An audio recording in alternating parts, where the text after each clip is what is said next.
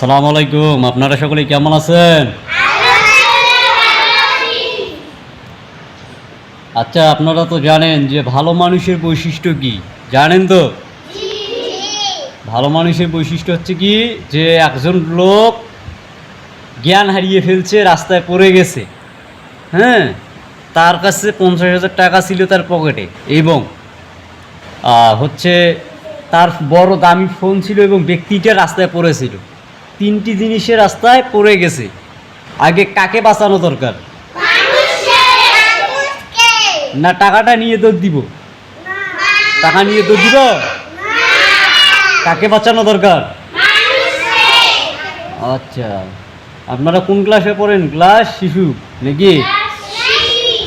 আচ্ছা আচ্ছা, তাহলে একজন ভালো মানুষের বৈশিষ্ট্য এগুলো হওয়া দরকার নাকি? হ্যাঁ,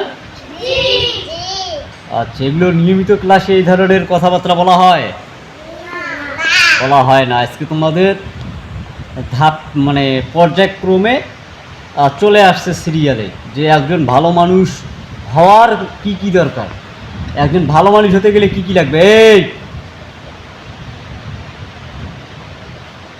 আশা করি আপনারা বুঝছেন।